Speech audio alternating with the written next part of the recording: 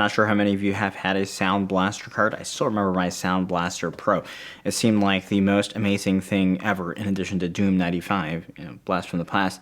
But the brand, it's evolved. This is the Creative Labs Katana V2 Soundbar. So it'll take up a bit more of your desk space, but if you're the right user, I think it will be a very solid addition to your peripheral setup.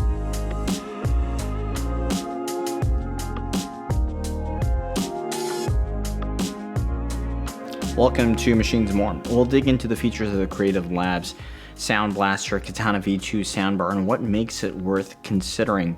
And I'll share my experience and feedback regarding this product, and we'll see if this is the right unit for you. So real quick, if you'd like content like this, please hit subscribe and that bell to stay connected. Appreciate your support. So full disclosure, this is a review sample that's been provided by Creative Labs just for the review today.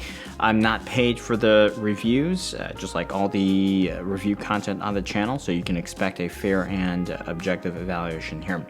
Okay, first off, this Katana V2, it's branded as a tri-amplified gaming soundbar. Tri-amplified meaning that the mid-range drivers, the tweeters, and the subwoofer, they're all each driven separately by the digital sound processor, or the DSP. And gaming meaning, okay, it does have some features that make it marketable to gamers, yeah. There's the lighting that's been all but ubiquitous and associated with gaming products that have been released over the last few years. But the most practical application here, I think it's the full suite of I/O, the connectivity options, and as you'll see later on in the review, the sound quality for gaming. So whether you're a console or PC gamer, chances are it's going to work for your setup, and it will be quick and intuitive to set up so you can just get back to gaming. Out of the box, it is quite a nice box. And packaging, we have the soundbar, the power adapter, the wired subwoofer, an optical Toslink cable, USB cable, a wall mounting bracket, and remote control. The speaker setup is two 2.5-inch mid-range drivers, two 3/4-inch tweeters, 66 watts on the soundbar.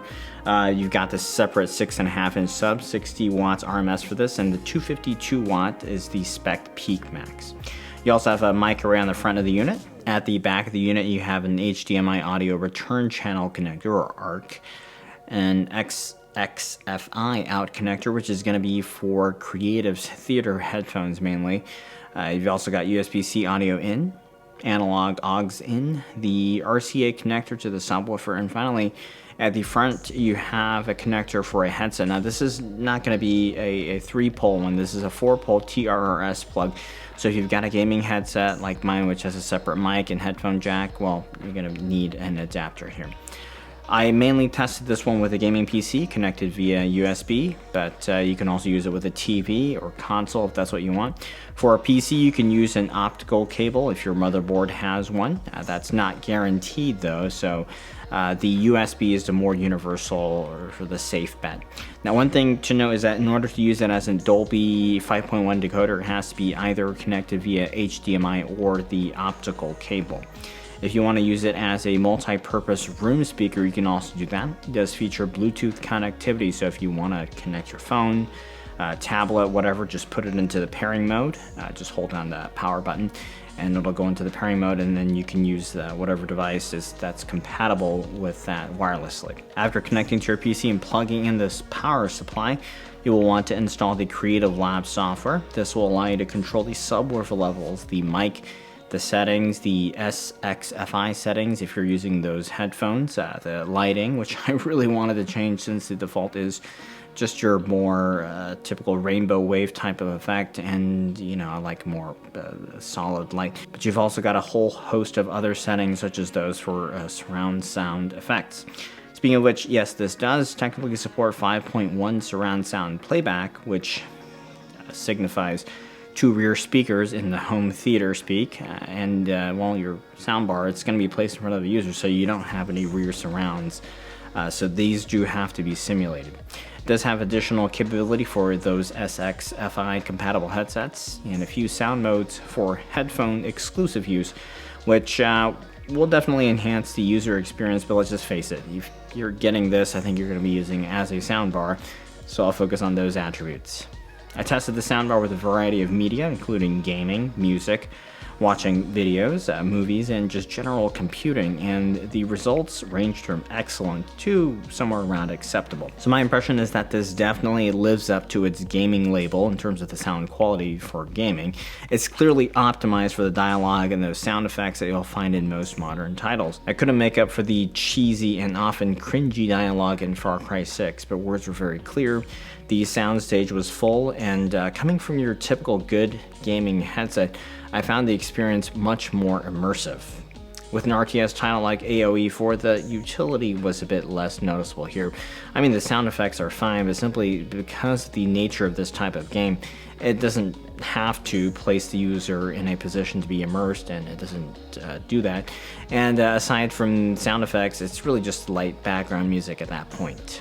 With mixed visual media, the dialogue is clear, and at least for my setup and positioning, I didn't think it needed any enhancement from Creative software other than just upping the subwoofer to a +2 decibel level, which I found a good balance there.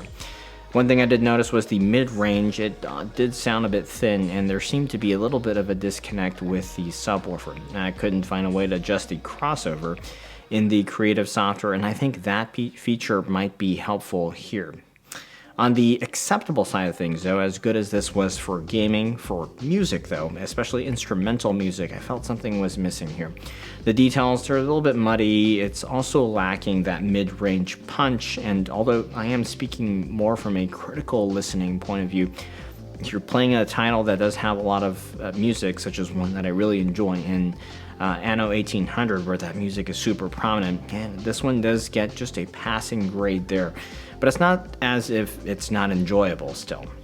As far as the simulated surround sound goes, to some extent it's really going to depend heavily on your room, but for my tests, the surround simulation, it did not give me the impression that the audio was being placed behind me as much as it was coming from the forward extreme left or forward extreme right.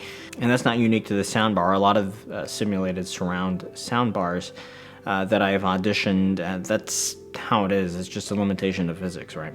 So power-wise, never came close to needing more than 20% of the volume that this thing can crank out. So if you have it driving a TV and you're farther away, you're going to need a little more than I did, but I think desk setup, this is the perfect amount of power here. One small thing I'll note is this ferrite bead, which is used to prevent interference. It's humongous, and I couldn't get it through the cable management cutout on my desk without redoing everything, so unfortunately the power adapter, it couldn't be concealed under the desk. I also wish the front port had separate ports for a mic and a headphone, not necessarily for connecting a headset like mine with two cables, but more if you have a standalone mic and you want to connect it to the soundbar like a lot of gamers do.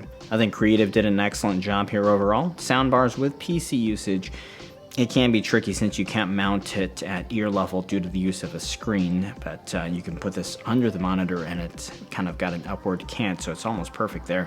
But I didn't feel like this setup was ever a limiting factor here for the soundstage either. It's an attractive package. The lighting can be tuned to the user's preference, and overall, if your primary use is gaming, this is an excellent choice here. I think it really does enhance a gaming setup and the overall experience, and the setup, it's pretty intuitive and it's not complicated.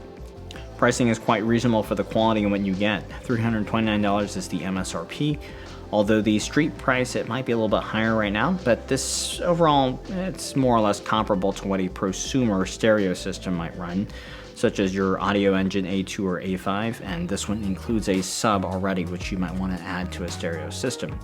For more pure music listening, I'd still be inclined to go that route, but if customizability, connectivity, easy setup experience, and of course the gaming experience is high on your priority list, this Katana V2 is pretty sharp.